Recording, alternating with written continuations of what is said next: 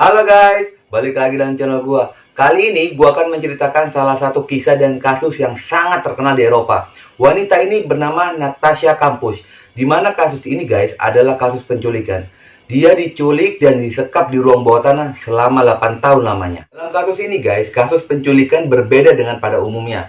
Bukan hanya 8 tahun dia disekap lalu dia berhasil lolos dari pelakunya, tetapi di akhir cerita ada hal yang akan membuat kalian heran, bahkan diri gue pun heran guys ketika gue mencari dan membaca tentang cerita ini. Nah, bagaimana kisahnya? Yuk, mari kita simak.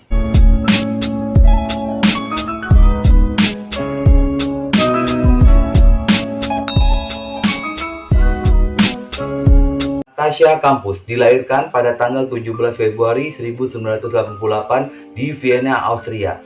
Ayah Natasha bernama Ludwig dan ibunya bernama Brigitta. Kedua orang tua Natasha sudah bercerai sejak Natasha itu masih kecil guys.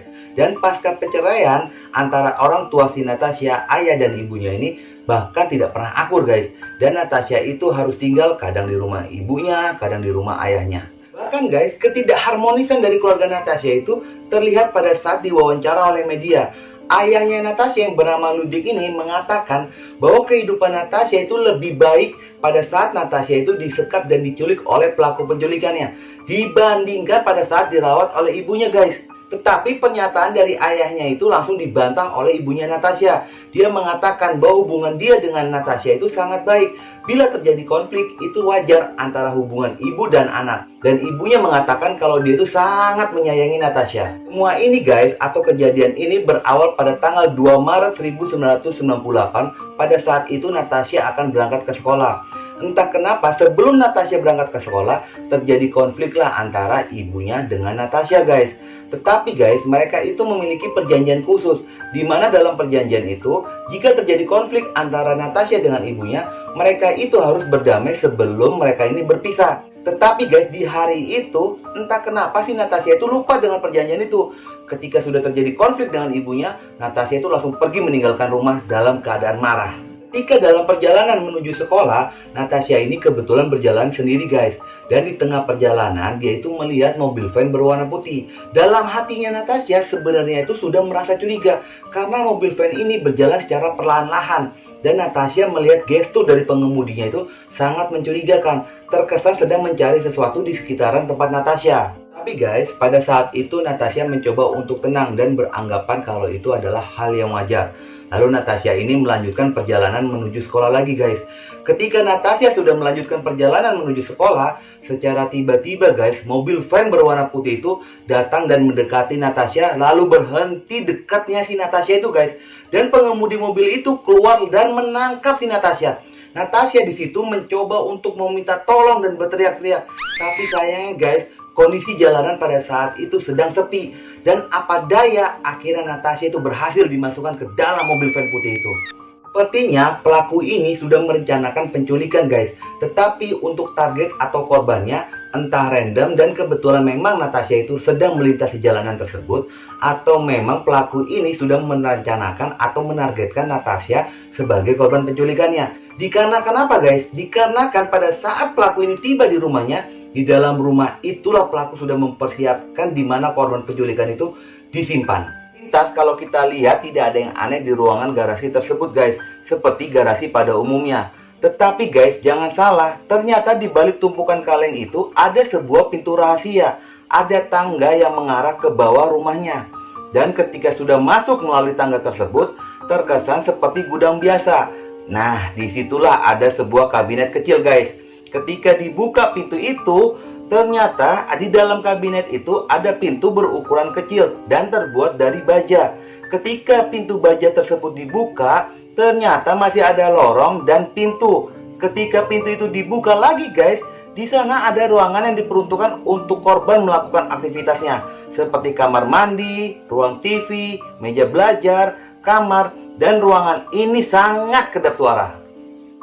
Di sisi lain, ibunya Natasha ini guys sedang menunggu Natasha pulang sekolah. Dan ketika sudah jam pulang sekolah, lalu Natasha ini tidak kembali ke rumahnya kan guys. Lalu ibunya ini menjadi khawatir lah. Lalu dia itu menghubungi di mana gurunya tempat Natasha itu bersekolah.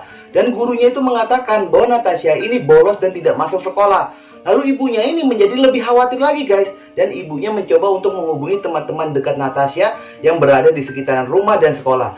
Ternyata guys, sama halnya seperti apa yang dikatakan oleh gurunya Natasha ini, bahwa teman-temannya pun tidak bertemu dengan Natasha pada hari itu. Dan akhirnya ibunya Natasha ini menghubungi pihak kepolisian untuk melaporkan kehilangan putrinya. Dan pihak kepolisian Austria pada saat itu melakukan pencarian besar-besaran untuk mencari keberadaan Natasha guys. Dan ditemukanlah satu-satunya petunjuk tentang kehilangannya Natasha itu, di mana ada bocah berusia 12 tahun mengatakan bahwa dia melihat mobil van berwarna putih. Dan pada saat itu ada dua pelaku guys, yang satu mengemudikan mobil dan yang satu menangkap Natasha lalu memasukkan Natasha ke dalam mobil van itu. Lalu guys, pihak kepolisian Austria melakukan pencarian kepada mobil van berwarna putih dan menargetkan bahwa pemilik dan pengguna mobil van itu sebagai pelaku penculikan. Walaupun memang sudah dilakukan penggeledahan kepada 1000 pemilik mobil van, ternyata guys tidak ditemukan salah satu atau satupun orang yang bisa dicurigai, karena mereka memiliki alibi yang kuat kalau mereka itu tidak melakukan penculikan tersebut.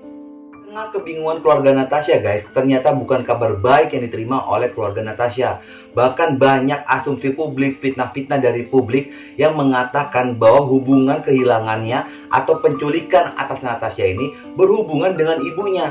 Publik mengatakan bahwa ibunya ini memiliki hubungan dengan sindikat penjualan anak, dan Natasha itu telah dijual kepada sindikat tersebut, bahkan telah dibunuh oleh ibunya sendiri. Walaupun pihak kepolisian Austria sudah melakukan penyelidikan, interogasi kepada ibunya dan menyatakan bahwa ibunya ini tidak terlibat atas kehilangannya si Natasha ini guys, tetapi publik Austria pada saat itu meyakini bahwa ibunya itu terlibat atas penculikan dan hilangnya Natasha. Dan guys, kejadian ini atau fitnah ini beredar selama bertahun-tahun lamanya hingga Natasha ditemukan.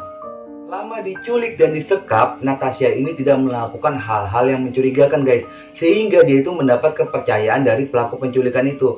Setelah 6 bulan setelah Natasha itu diculik guys, lalu Natasha ini dikasih izin untuk naik ke atas rumahnya dan melakukan aktivitas di dalam rumahnya ketika malam hari. Dan Natasha itu diberi intercom yang bisa menghubungi antara Natasha dengan pelaku penculikan ketika Natasha berada di ruang bawah tanah tersebut. Pelaku penculikan ini guys merasa yakin banget kalau Natasha ini tidak akan kabur dari rumahnya.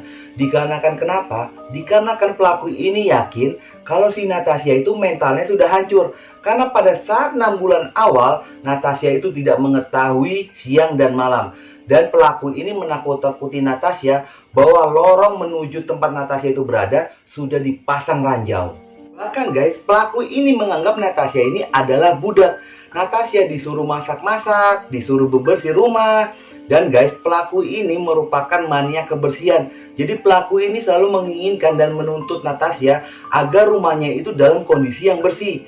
Dan bukan hanya sebagai budak yang membantu atau dijadikan pembantu, tetapi Natasha ini menjadi budak seksnya untuk pelaku penculikan tersebut.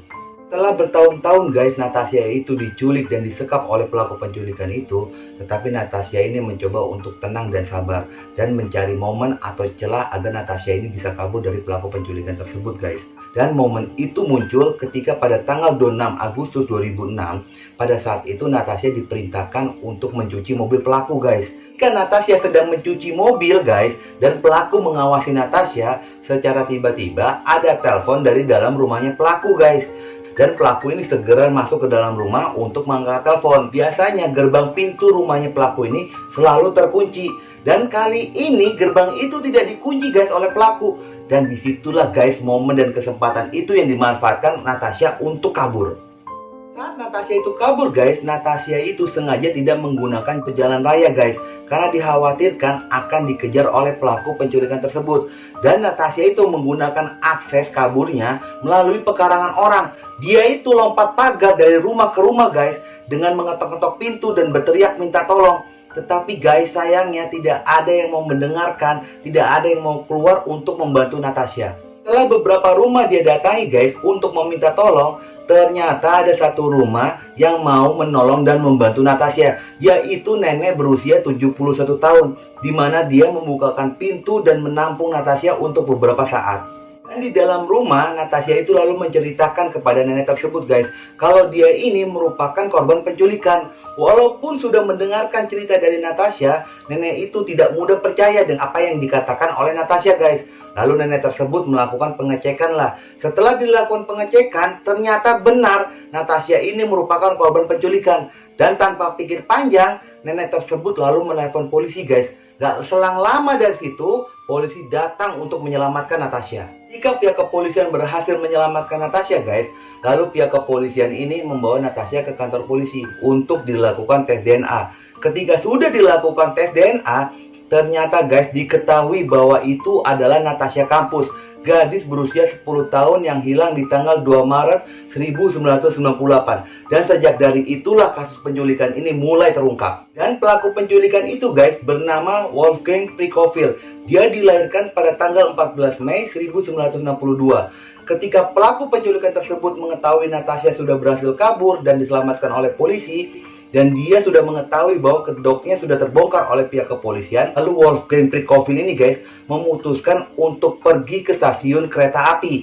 Dan disitulah guys dia melakukan bunuh diri dengan cara menabrakkan dirinya ke kereta api yang sedang berjalan. Sehingga pada saat itu Wolfgang Prikofil tewas dengan kondisi mengenaskan. Berdasarkan catatan yang dimiliki oleh pihak kepolisian Austria guys, ternyata pada saat pihak kepolisian Austria melakukan pencarian besar-besaran terhadap pemilik dan pengguna mobil van berwarna putih, Prikofil ini pernah dilakukan penggeledahan kepada rumah dan mobilnya guys. Tetapi pada saat polisi datang ke rumahnya, ternyata si Prikofil ini sangat kooperatif guys. Tidak ada hal-hal yang mencurigakan dicerminkan dari gestur tubuhnya si Prikofil ini. Sehingga pada saat itu polisi tidak curiga atas aktivitas yang dilakukan oleh Prikofil. Guys, ketika Natasha mendengar Prikofil itu telah tewas, dia itu bukan malah senang, tetapi dia malah bersedih dan nangis berjam-jam meratapi kematian dari Prikofil itu. Ketika ditanya alasannya, Natasha itu mengatakan bahwa dia sangat menginginkan Prikofil itu untuk tetap hidup, agar Prikofil itu bisa menceritakan kisahnya berdasarkan versinya dari Prikofil. Dan guys, ternyata ditemukan juga sebuah foto di dalam dompetnya Natasha. Dan Natasha ini mengatakan bahwa Prikofil itu berencana untuk menikahi si Natasha. Setelah mengetahui reaksi dari Natasha atas kematiannya si Prikofil ini guys, lalu publik Austria berasumsi bahwa si Natasha itu telah menderita Stockholm Syndrome. Di sini gue akan menjelaskan guys, apa sih Stockholm Syndrome itu? Jadi guys, Stockholm Syndrome itu adalah merupakan salah satu kondisi psikologis ketika korban penculikan dan kejahatan lainnya jatuh cinta kepada orang yang menculik dan melakukan kejahatan itu. Jadi guys, kasar bilang bahwa si Natasha itu selama diculik oleh si Prikofil ini, dia itu telah tumbuh rasa sayang, rasa cinta kepada si Prikofil pelaku penculikan tersebut. Bahkan guys, kisah dan kasus penculikan yang dialami oleh Natasha ini diangkat dalam sebuah film guys, di mana Natasha ini berperan sebagai konsultan atau penasehat dalam film itu, agar alur ceritanya sesuai dengan apa yang dialami oleh Natasha. Oke guys, sekian dulu untuk video gue kali ini. Semoga kisah dan kasus penculikan yang dialami oleh Natasha Kampus ini bisa sedikit memberi hiburan untuk kalian. Dan jangan lupa guys, ikuti terus video gue ya. Oke?